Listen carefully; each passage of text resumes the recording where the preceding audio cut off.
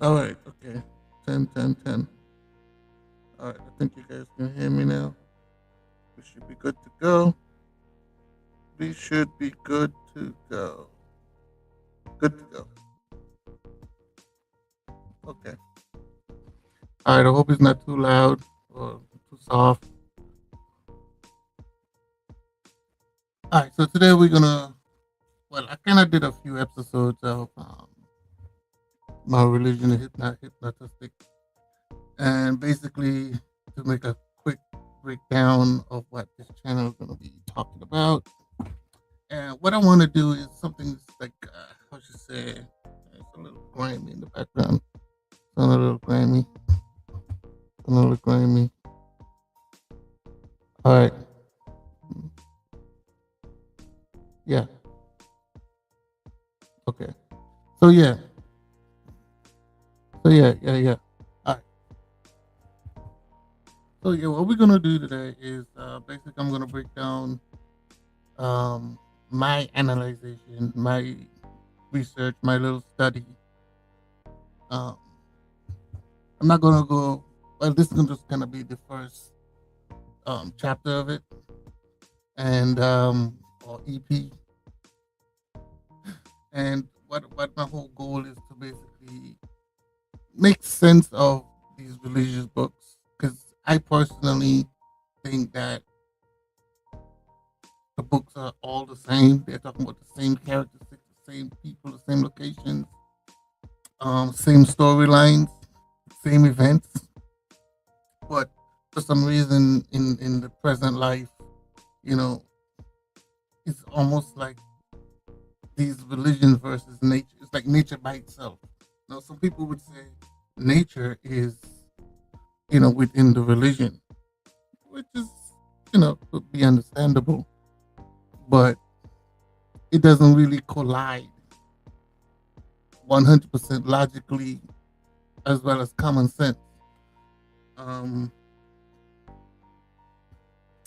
yeah, some of the information and some of the stories doesn't really collide.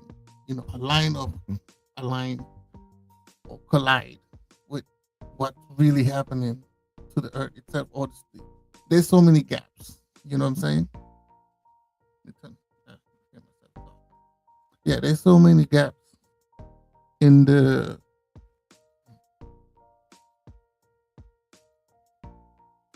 there's so many gaps inside the storyline where it's basically throwing off,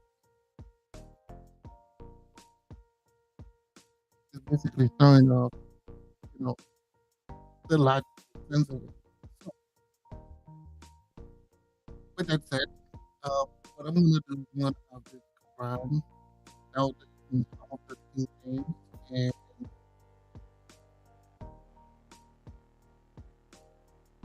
have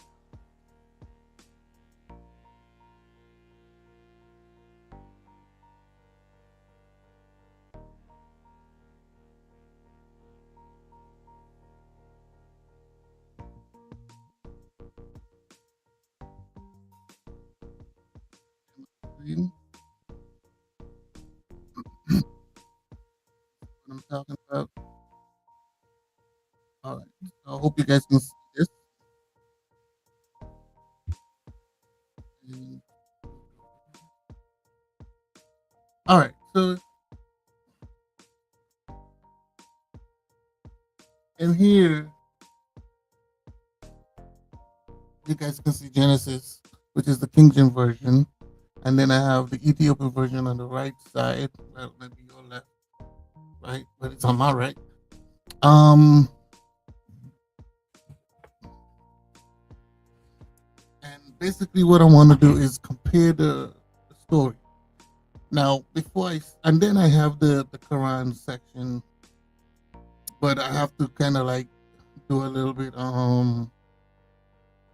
search, most Google search, whatever, to kind of like break down the Quran a little bit because I don't really understand too much of it, but I'm using a little, like how to search for certain information because the Quran doesn't work the same as the Bible specifically. the Ethiopian Bible and the King James Bible is kind of almost identical in terms of scriptures, verses, and stuff breakdown. It's all everything is like in paragraph lined up. In the Quran, it's like the subjects is not really like focused on one specific chapter kind of a way.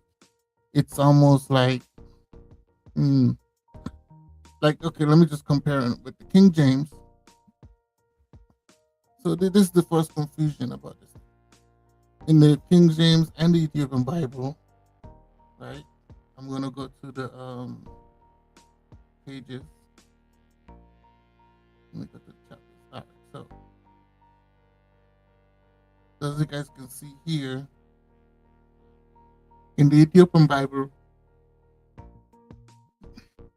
in the Ethiopian Bible, it's sectioned, right? So you have God, you have the first book of Moses, right? In the Ethiopian Bible, the first book of Moses is pretty much, just go by chapters, but the highlight is Genesis, right?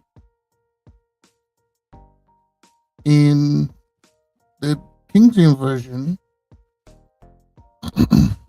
which you guys can see here on the left, is it says this is the Genesis, of course, Genesis 1. As you can see, the Ethiopian Bible and the King James Bible is almost, lay out the same. And but the way how the King James is set up, it's everything is like sectionated, which is good because then people can follow the story piece by piece by piece. And then in the King James, as you can see, they highlight the beginning, the first day, the second day, so forth, so forth, so forth. In the Ethiopian Bible, it probably does. Maybe it's just the version I have, but it's basically just, running down and you just kind of read verse by verse. So we're going to compare these verses from the beginning of King James, of course, with the beginning of the Ethiopian version, and then what I'm gonna do is have the Quran because now the reason why. Oh, what did I do? Oh, come on.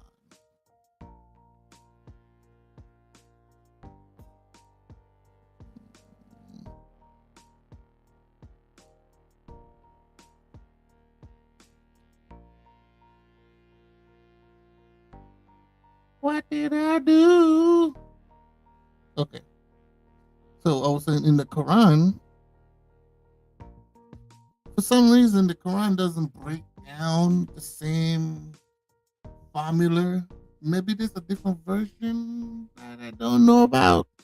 But the Quran, the English version of the Quran that I have, it's it doesn't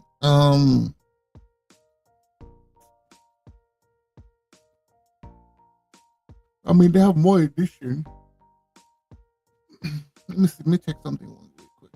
So they said they have more editions. So you have the Clear Quran Classic, English translation.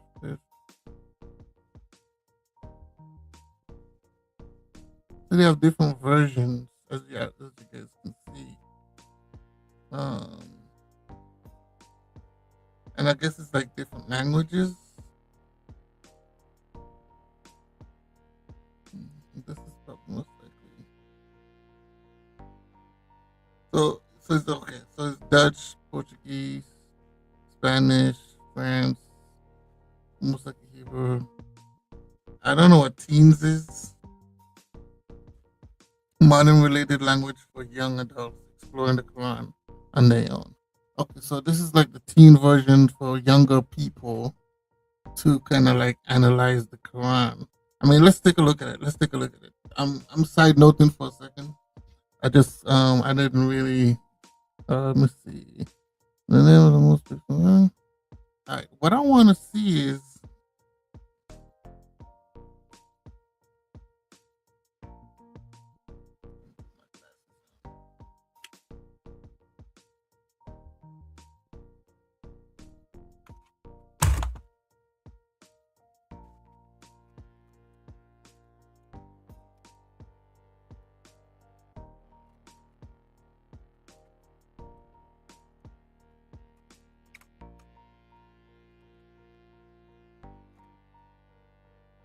All right, so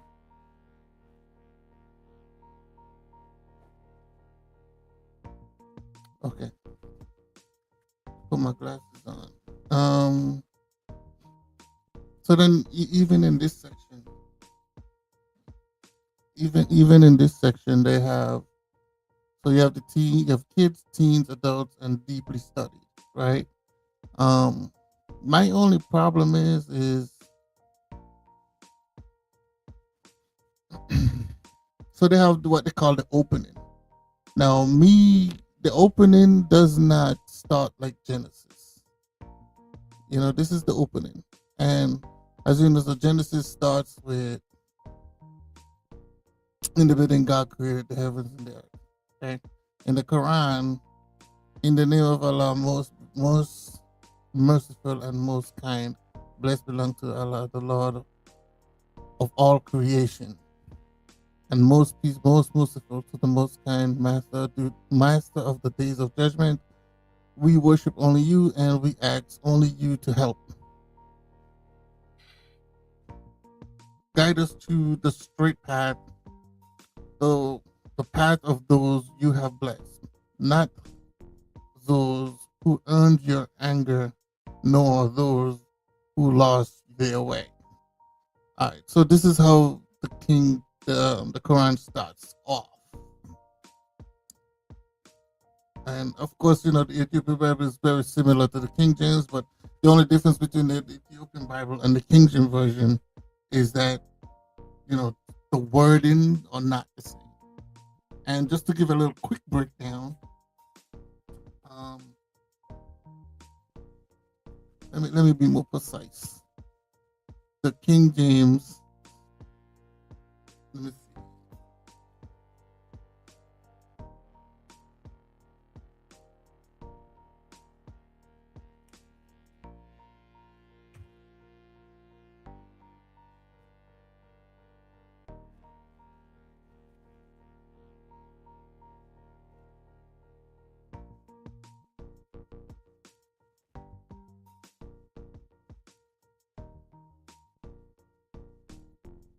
Let me do it this way.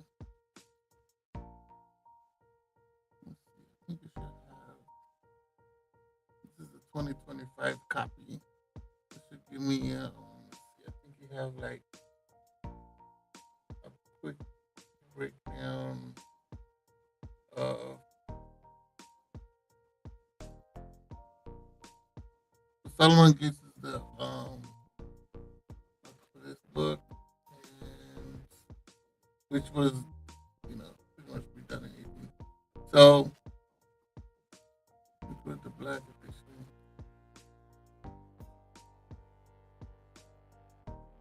and there's a bunch of different editions. So what I'm looking for is trying to. Okay, so it doesn't say it here. Yeah, what I was looking for was the how far that the Ethiopian Bible goes back to. Let me see if it's supposed to kind of give you the timeline. All right, so a little quick breakdown. So as you know, the King James Bible only have, I think this is like 55. Depends on the Bible, but I think the King James is like 55 or something like that. If I'm correct, but no, I think I don't remember.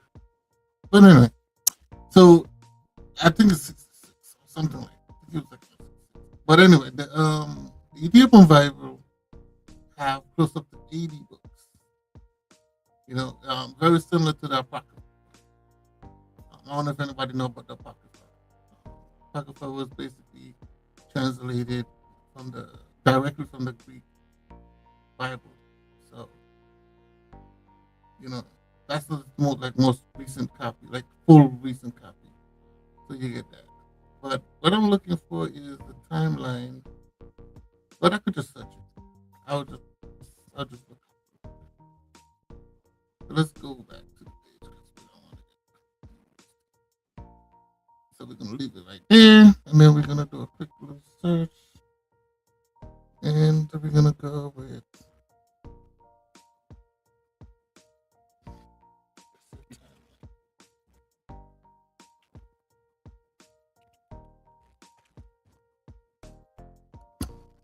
All right. All right. So this is a quick breakdown. Basically showing where how the Ethiopian Bible was, evolved over the centuries. Within it's a begin with the Septuagint. Now, as we know, the Septuagint is also comparison. It's not a comparison, but it's like how should I say? It's in the same timeline kind of position. That because there's arguments that the Ethiopian Bible was written before the Septuagint, or the Septuagint was written after the Ethiopian Bible. The Septuagint is a direct translation of the first book to be translated, which is the Greek Bible, right? The Greek translation. And the third and second century, as the Septuagint was basically written, and which is before Christ, right? Translated into Greek, of course. Between the fourth and the seventh century, with the additional chronicles, the book added over time, which is, you know, that's the Septuagint. They're speaking about the Septuagint. But in some cases, the Septuagint the Ethiopian Bible was translated from the Septuagint. But, there's a debate on that, still to this day, as well of which book has come first. But they know for sure one was written before one. They kind of put them in the same timeline, to be honest, between the second and third, but they're both in the same timeline. This is just information I've got from different places. Don't quote me. Don't say that I'm 100% correct on that, because I'm not. All right, the core. Okay, so the core of the Hebrew Bible is based on the Septuagint, the Greek translation of the Hebrew Bible, complete between the third and second century BC. These texts were later translated into Greek and ancient Semitic language of Ethiopian primarily between the 4th and 7th century. Established the standard text of the Ethiopian Orthodox, whatever that name is, Tahuado Church, right?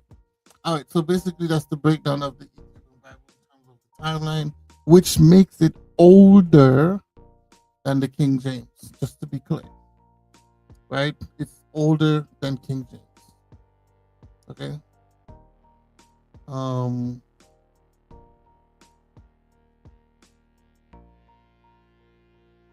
Let me see. You know what? Let me see if I could compare. I'm going to try to see if I could compare them. I didn't try that.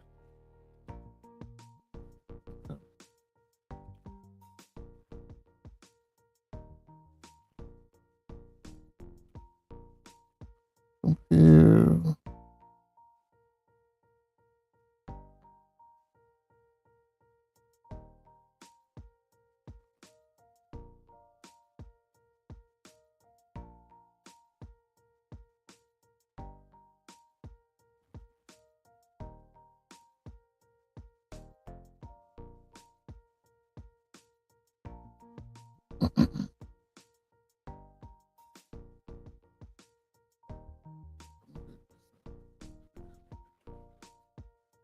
Ethiopian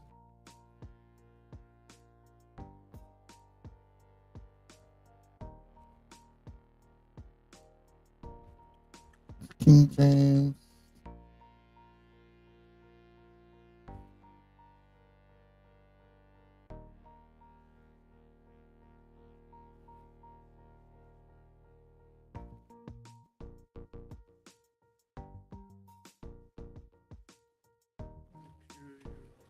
And Bible. Let's see if we get something. Let's see.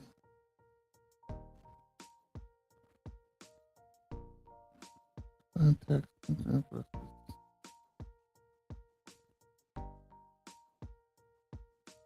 And so in this one, it said the Quran or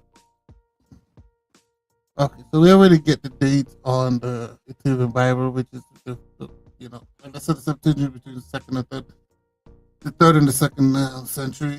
Which, like I said, there's a debate about when the Ethiopian Bible was written. How they kind of put the Ethiopian Bible in the fourth and seventh, and then comparing. Let me see. this is just online research. Just for clarification, I do have the Apocrypha. I do have an Ethiopian copy. I do have the oldest King James 1611. I think it's like one of the first written copies before the book was rewritten to a 1611 language. I think it's like 1611. And I think mine was like, I think it's a couple months. I don't remember. I gotta look it up again. Um, all right. So as you can see right here, they say within the Bible, King James population. Okay, so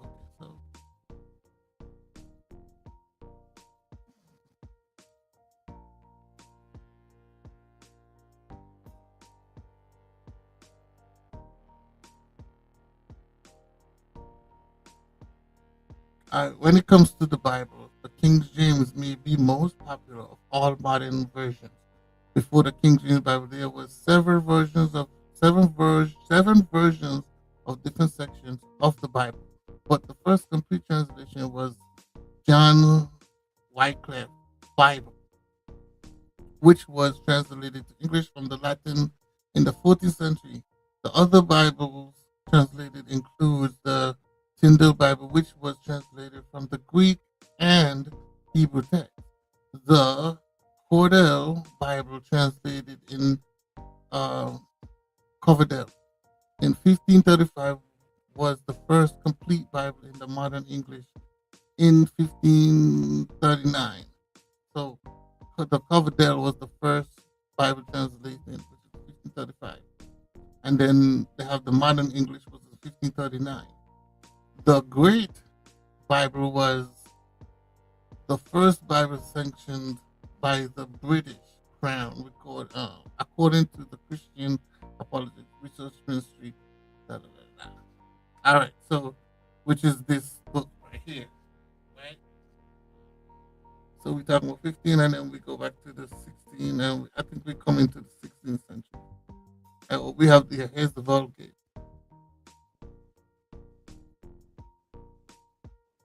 and yes, the Geneva Bible. Like, there's so many different Bibles, down the line. I think I'm gonna bookmark this page.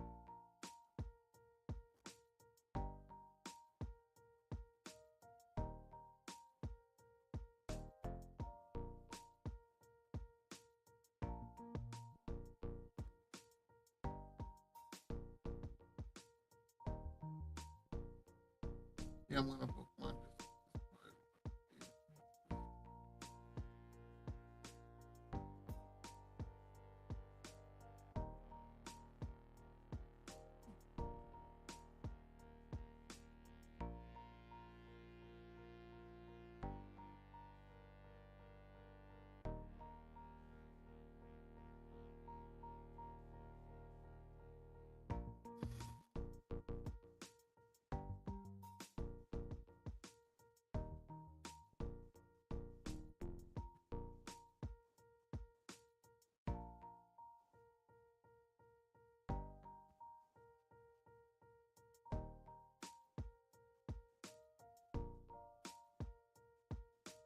Mm.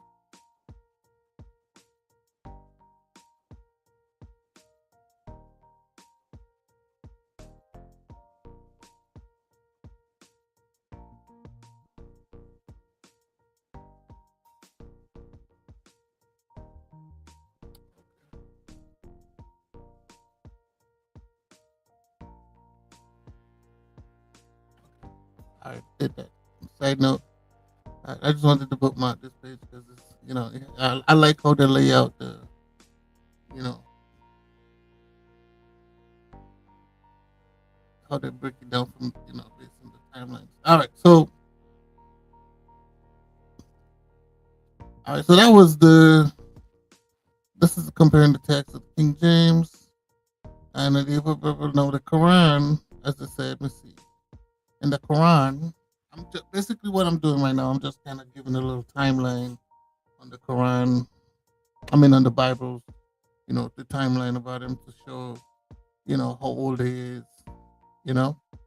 So as we know that the King James was translated in the 15th, well, the first book was translated in the 15th, uh, from the Greek translations, but the Septuagint, which is more like the Greek version, and then you have the Ethiopian version which was later on done, and then I think you had the Spanish in there too, but it wasn't completed.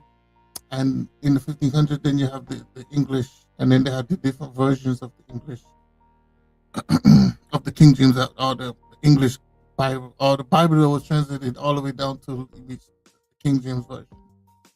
Okay, so in the Quran now, we talk in the Quran, the Bible. Okay, so basically they're trying to say the Quran or the Bible older. Which one is older, right? The origin of the Quran and the Bible have been a resource debate centuries for looking. Now we know that the Quran is actually younger than the Bible. We know that for a fact. Um, the Old Testament of the Bible was written first beginning over 3,000 years ago. The Quran was revealed to the Prophet Muhammad starting in 1600 AD. Okay, so in terms of the written, they're saying it was written later on, but the practices was, was done.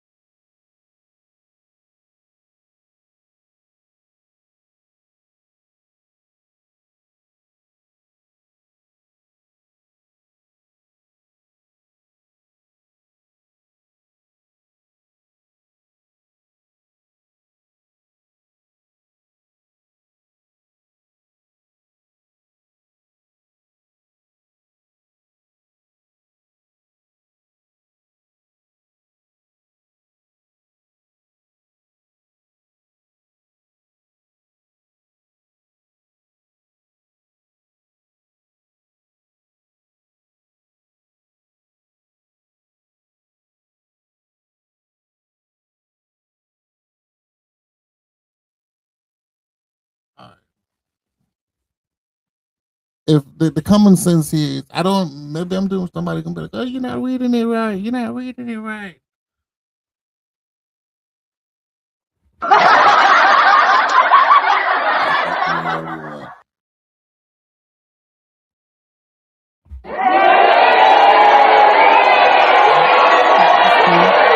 All right, so you're not reading it right. You're not reading it right. Okay, fine. I'm new to this. I'm new to understanding the Hebrew and all that different stuff. You know how the language. I know you can read from. I know with the Quran, you in Arab, in the Almanic Arabic, you read from right to left. I think Asians, they kind of do the same thing too. There's a lot of languages out here that you gotta read from right to left, while the English read from left to right. So, but the common sense I'm putting here is this. What I like about this, you know, layout or interline, as they would call it,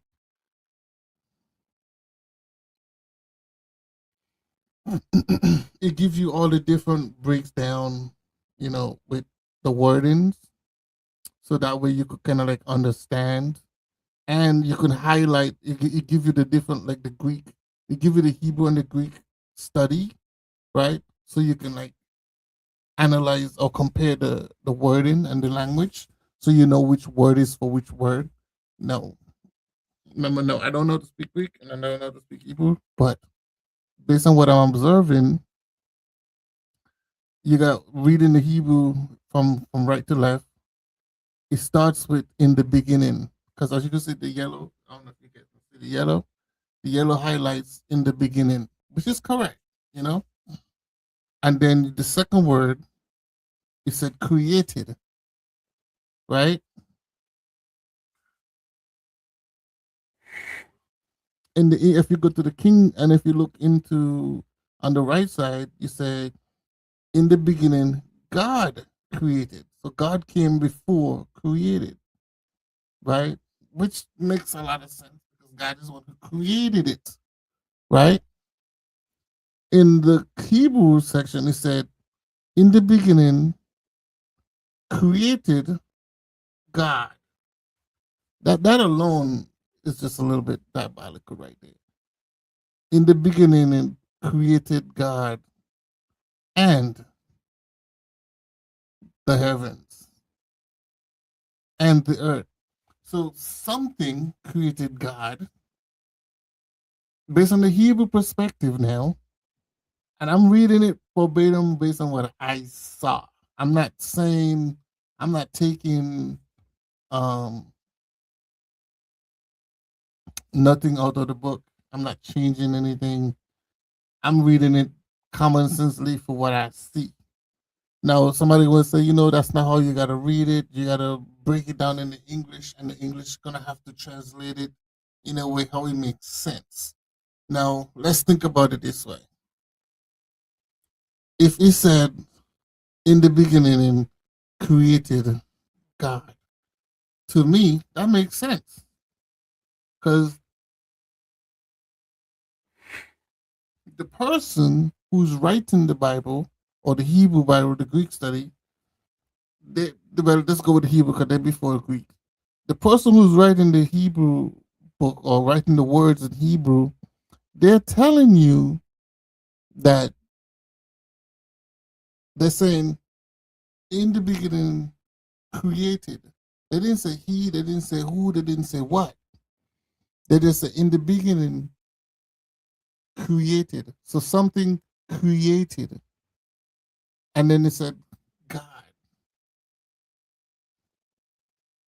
Now, if I was to be, you know, view it the way I'm assuming they want to view it, they basically twist or change around the words to make sense so you can understand it in English or translate it in English.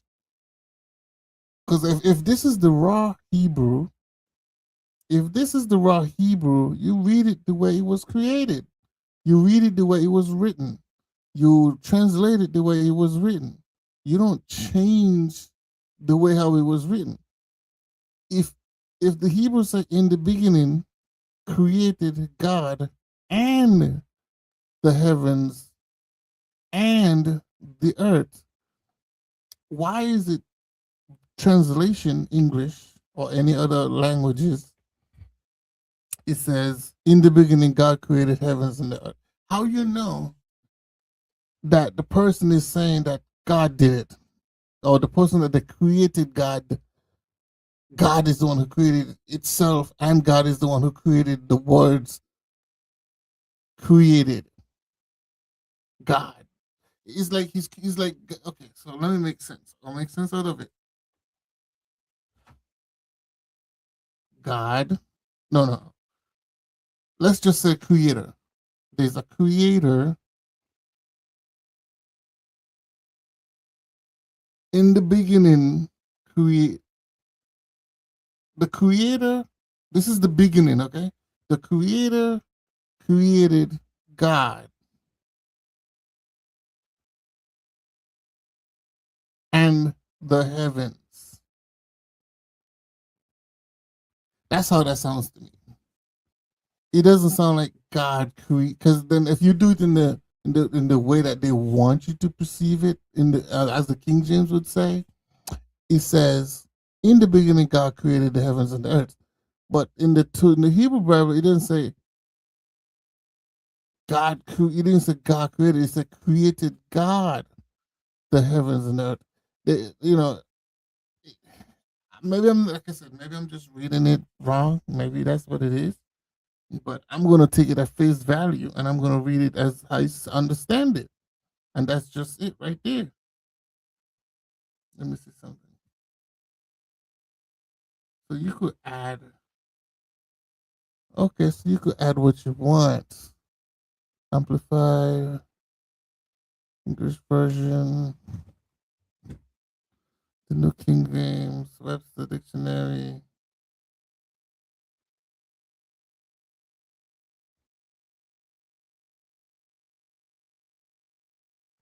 So these are just different languages, different versions you can translate it. Christian Standard Bible. I thought you could have like compare different Bibles. Well, these are different Bibles actually. I thought they were gonna do like the Torah or something like that.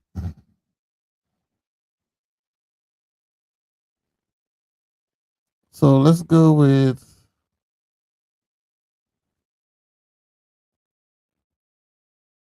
so this the, hold on. All right, so we have the King James Bible version.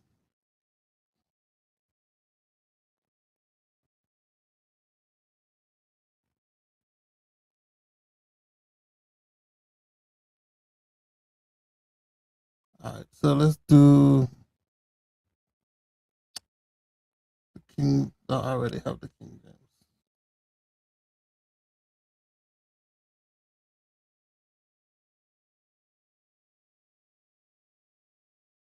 Let's do the new, and let's do um, let's say the World English. Let's do,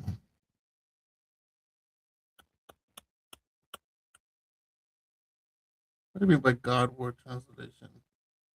The New American Standard, Internet New Version International.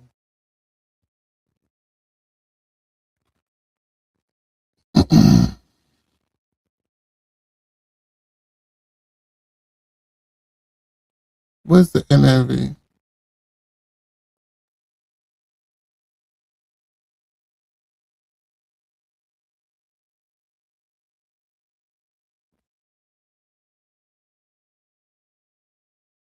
Where's the NIV?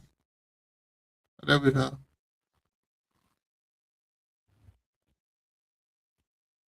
All right, so I like this setup right here. I'm actually gonna stash this as well.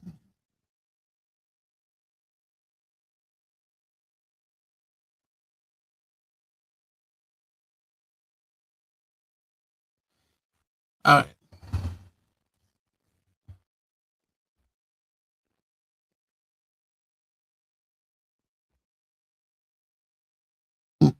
that was kind of that kind of actually just this alone kind of throw me off. I'm gonna be honest. This alone throw me off.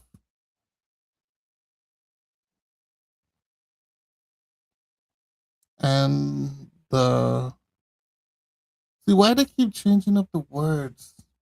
And the earth was with without form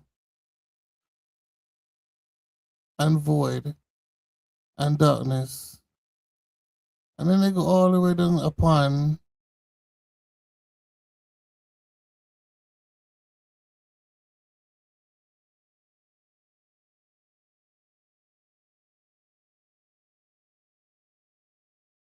yeah.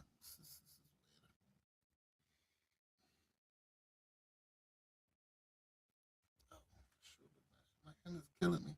But anyway, so I mean, I hope you guys understand where I'm coming from.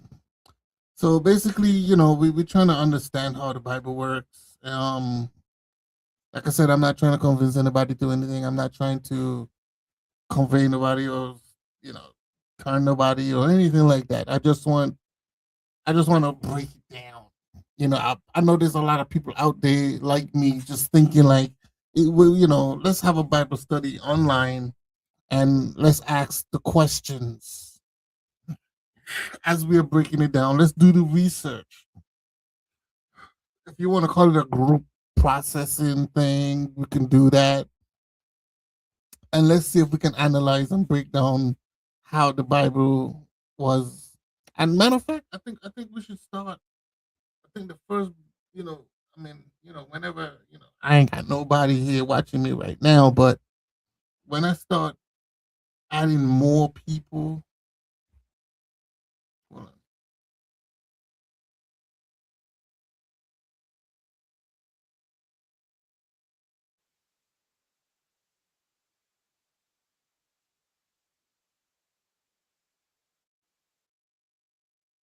okay. When I start adding more people, I guess we can have more conversations in terms of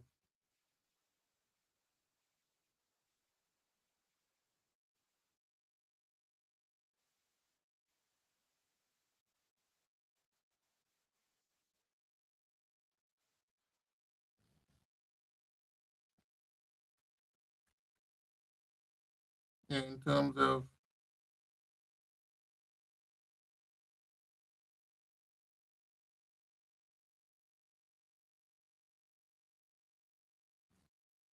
yeah. I hope you guys can hear me, man. Because I hope my sound is active. Let me see something.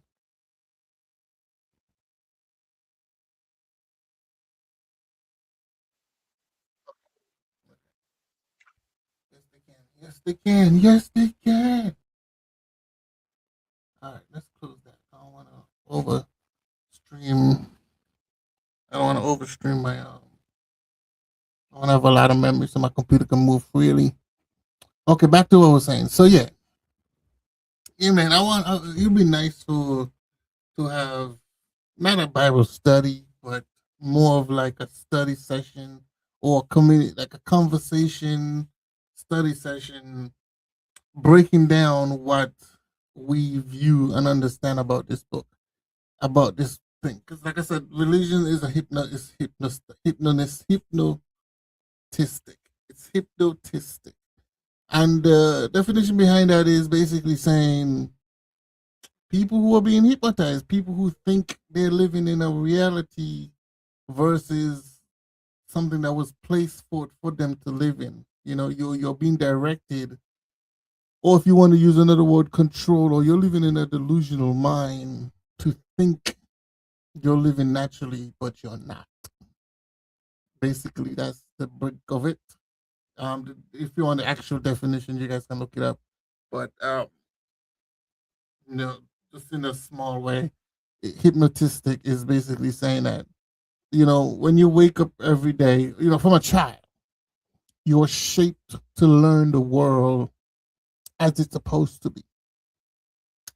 You're supposed to learn the ins and the outs, the do's and the don'ts, the emotional control, the the science of it, right? How we supposed to function as human beings. The Bible perspective have changed that so drastically that people have now been hypnotized.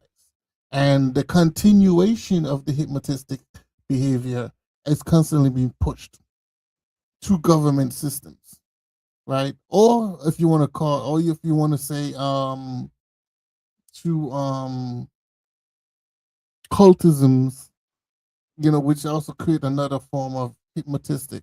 You bring you're taking hold of somebody's mind for other than them thinking of themselves. Now, here's a little thing. Here's a little backdrop. I kind of learned a little bit about hypnotism, or somebody being hypnotized. I mean, sorry. If a skilled hypnotist hypnotize someone, right? That person have an on switch and an off switch. If the person know what they're doing and they hypnotize somebody, they can put an off switch and an on switch. As you remember, some hypnotists will be like, if I snap my finger, this can make you do this, or this can stop that. If I snap my finger, I can also wake you up and bring you back to normal, right? Or they might use a specific safe word, right? Now, with that said, if hypnosis is real, which I do think it's real, which I know it's real, we do it every day. Sometimes we get hypnotized ourselves. Sometimes you hypnotize yourself. You don't even realize you did it until after you did it, or once you, or you might. Some people will wake up, in the process of it, and be like, "Oh, why am I doing this? Like since when?" You know what I'm saying? It's a little weird, but yes, we all have experiences, or maybe something you don't even know you're doing it because you already done messed up. You know what I'm saying? So basically, what I'm saying is, hypnotism is a skill that if somebody know what they're doing, they can literally alter your life, and you might never wake up, and you might wake up, and it's a sense of, like I said, we all have experienced it. So sometimes it comes off like a deja vu. Sometimes it comes off a loss of memory. Sometimes it comes off of, you know, dream, like what I call it, daydreaming. Sometimes it comes off of, how should you say, like you pass out and you woke up or something like that. And then even in some cases, like you might be doing things and you end up somewhere else, but you don't even know how you got there. But you know you did, and you got there safely. You did everything you're supposed to do correctly. So it's almost like your body was working without you consciously knowing that your body was working. That's kind of like what hypnotism is. It kind of takes you out of yourself to something else, and then you become that something else. But then once you revert back to your natural self, you might not have a sense of recollection of what you was or what you did or whatever the case is, unless the person kind of tell you what you did or what you was. Is another way of saying like alcoholic. Like alcohol puts you in another state of hypnotism. Like it's not hypnotism, but I'm kind of comparing it to say, if you don't have no recollection of what you're doing, but in that frame of mind at the time, like so you're completely alcoholic, you're drunk, you're out of the mind drunk. That personality becomes real, and that's what it is for that personality at the time. When you come back down from the alcoholism and you become back to sober and being normal again, in most cases people don't remember what the experience was when they was intoxicated. You see what I'm saying? I call that hypnotism. That's another form of hypnotism. You lost memory, or you think you're in control of something but you're not.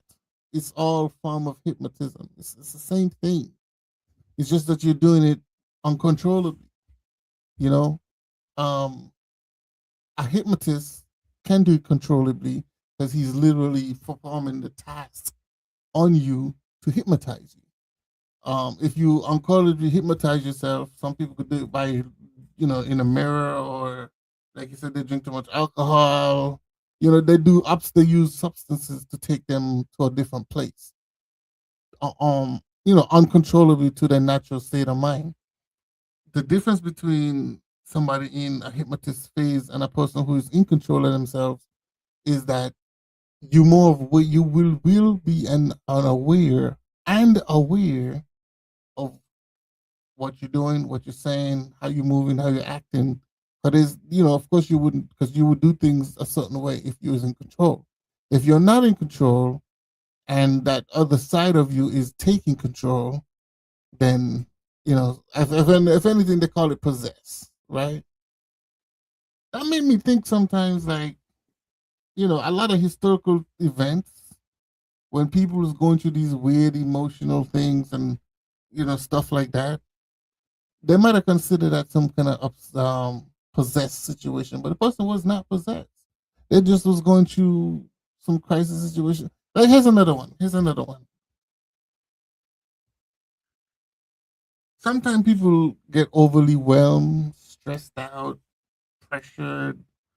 They're just tired of just the same days, things every day. They're just tired of it, and those things can become stressful, right? Taking you to a delusional state, not typically hypnotism, but it can formulate a hypnotized frame because you're no longer control. Like, it's not. Yeah, you kind of like not in a state of mind to do what you would normally would do or make the right choices. You know what I'm saying? So you kind of want to always be in a stable mind where you don't have to make decisions or do things uncontrollably just because. To me, that's to me like those are small tweaks of it that can implement hypnotistic behaviors, and you're not aware. Now, somebody who is fully in control of themselves, somebody who is fully understand that how the human brain works, and my breakdown is the human brain is a sponge, and you can put in that sponge whatever you will, maybe you will, and whatever you will, maybe will, could be willed by you controlling the other person, meaning that the other person is also bewildered by you. If you understand what I'm saying, that person is controlling you, so you're bewildered by that person. Now, the brain soaks in all the information that you are being told to be, or how to be, or what to be. Even when you do decide, let's say you decide to reach a point in your life where the information you sucked in was not accurate to your experiences in life, it can disbarge your concentration or your comfort zone in that world as you now see it, which become confusing, stressful, depression, whatever comes with it. And it depends on your mindset, how strong a will of a person you are, for you to take that information negatively or positively, or basically just walk around it, right? Um, in a nutshell, that's kind of like how it works. You can be delusional, you can be, you know, lost. As I said, the Matrix, right? You think that world is real, but it's not. Now, here's the flip side to that world. Here's the flip side to it. Um, the flip side to it is this: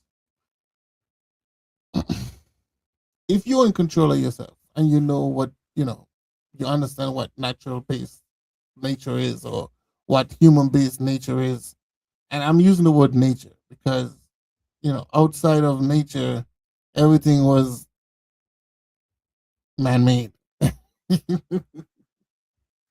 Yes, the sun, the moon, all that's nature, right? We call that nature because it's there prior to us understanding what it is, and that thing is what providing the things that we have in today to survive. So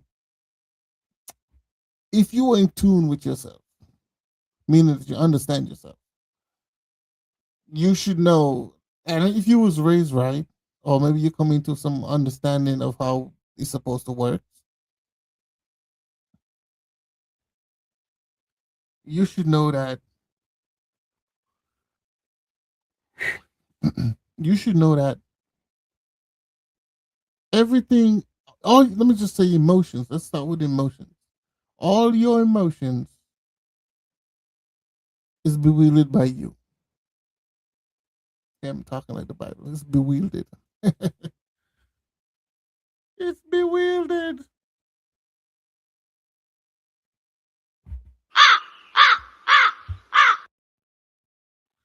All right, so it's bewildered by you. Um, you control how you do things. You control how your emotions act. You control how you behave to something, how you react to something. You control all of that. Yes, your body produces, your body responds to how it experiences certain things. Like, for example, if you feel pain, your body's gonna represent that to pain.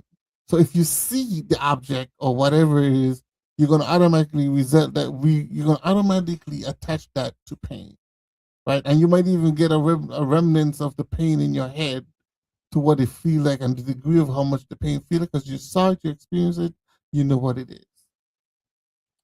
The hypnotistic part to that is you can take away the pain or you can tell the brain you don't feel pain.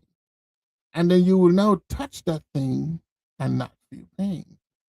The pain might even, they can even translate the pain to something funny. So you might touch the same thing that creates pain, but the hypnotized now, it's funny. It makes you laugh. It tickle your bone. It's funny.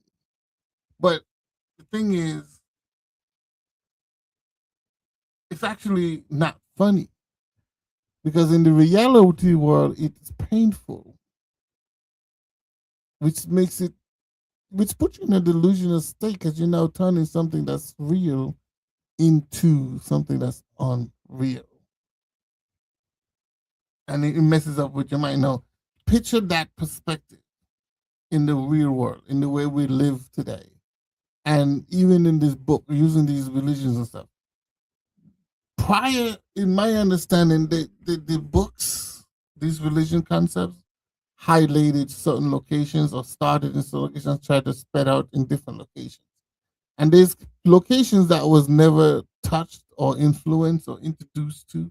So those people does not act like, move like, think like, behave like the other group of people who was raised under that understanding or within that understanding. Think about that real quick. Hmm. You know what I'm saying? Think about that real quick.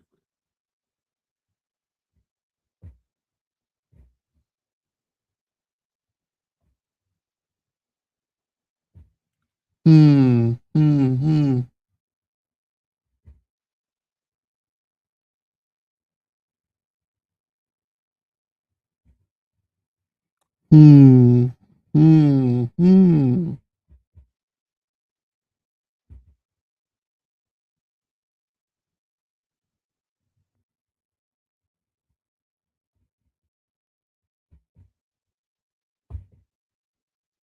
I don't know if it works.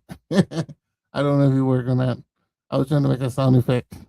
Anyway, um, yeah, but so like I was saying, you don't really know because you're brainwashed. You're told you're delusional now. Now here's this the flip part to that is if the person was to realize or analyze that that thing was not real or I'm feeling a certain feeling that I should be able to be controlled of. Like that should not affect me to that degree.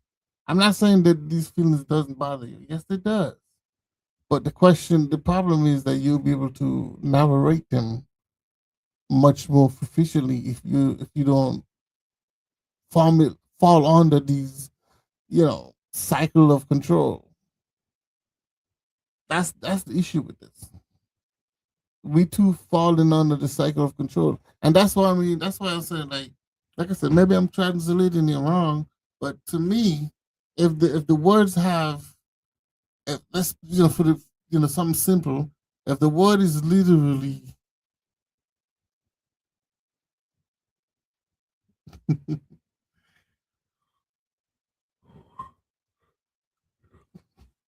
if the word is literally in order, telling you how you formulate, why switch them, why is it God in the mid?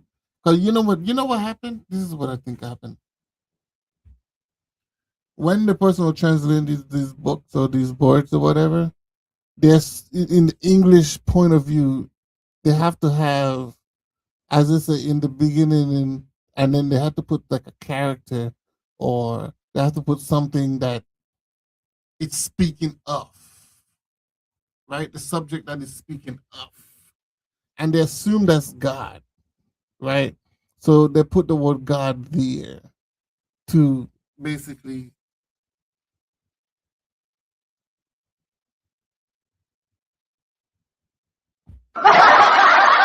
basically,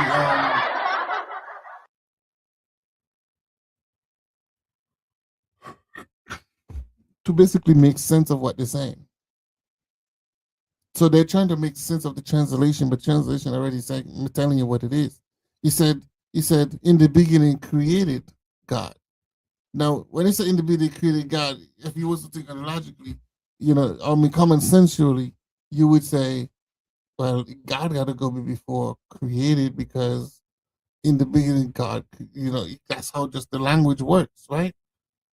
The but why can't it be in the beginning created God?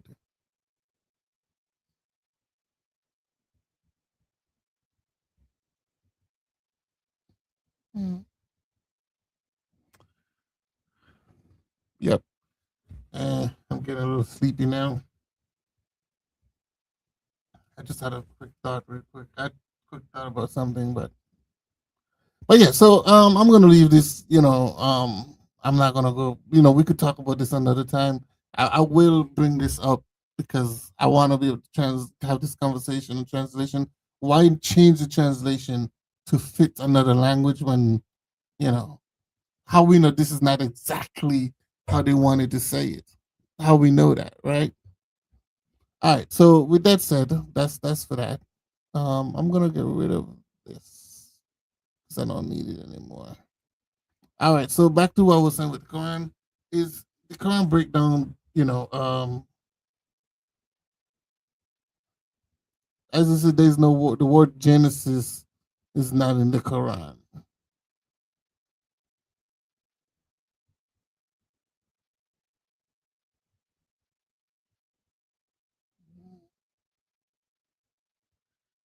No.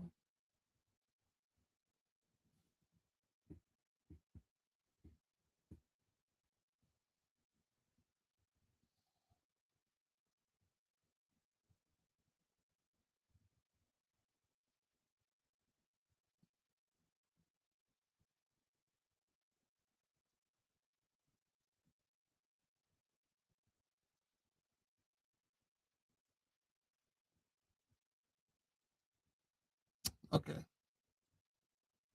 All right. So I think I'm gonna end it here for now.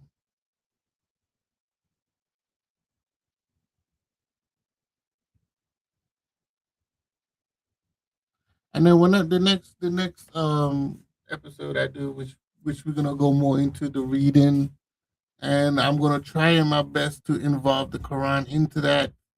I might try to add the Torah in there or the Hebrew itself to kind of like compare, the wording and everything. Um,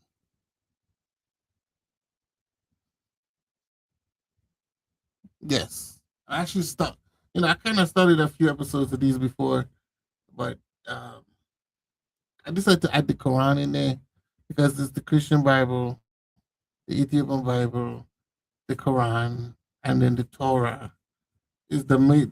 And then, as long as it's the Bible, the Quran, which is kind of outside of the Bible, but it's still a Christian book.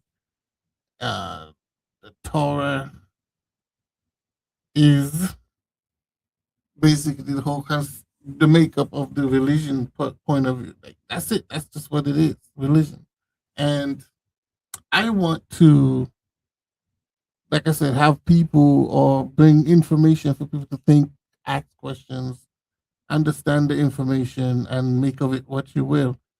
The goal is to have these studies and put it out there. Now, my position is it's just an educational book. It's a history book.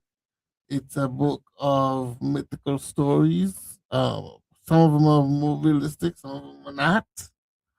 It's a book that brings all people together in a certain mindset, which takes them away from the natural way of their living. Because I'm going to say something that's really weird now. Somebody could challenge me on it if they want to. You still have Amazon people living in, where there's nomads, Amazon, or if you want to call them in the jungle, right?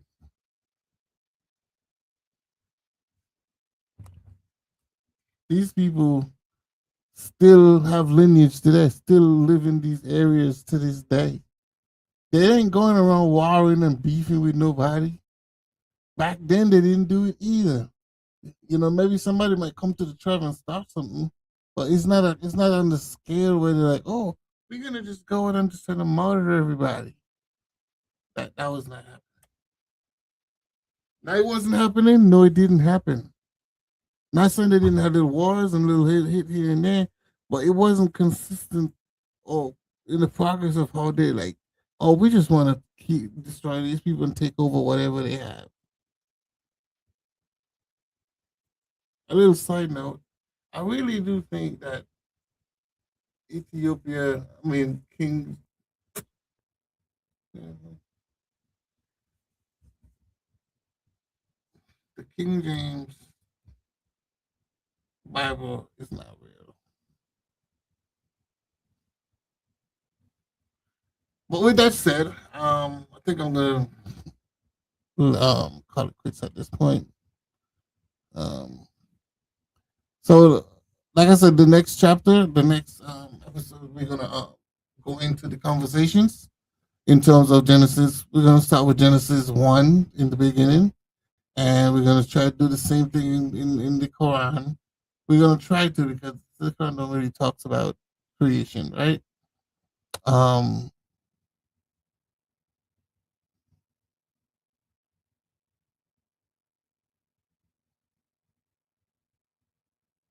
all right. So I appreciate you guys coming in. Whoever was here with me, who watched me, who checked me out, give me a like, give me a subscribe. Let me know how you guys like the video.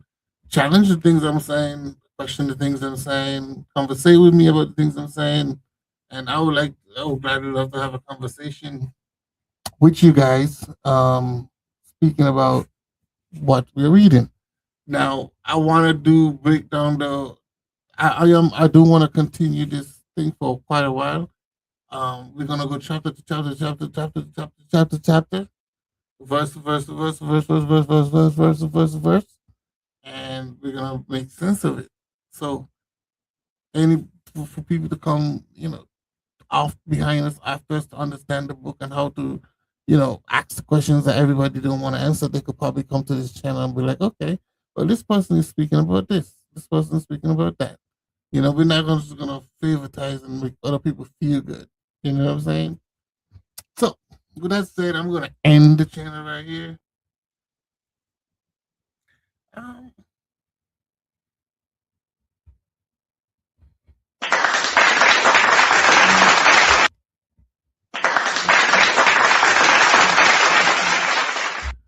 I appreciate it. Thanks for listening. Thanks for letting me know that you guys care about my stream. But anyway, I appreciate the anyone who coming in. Give me a like, me a subscribe, and till the next time.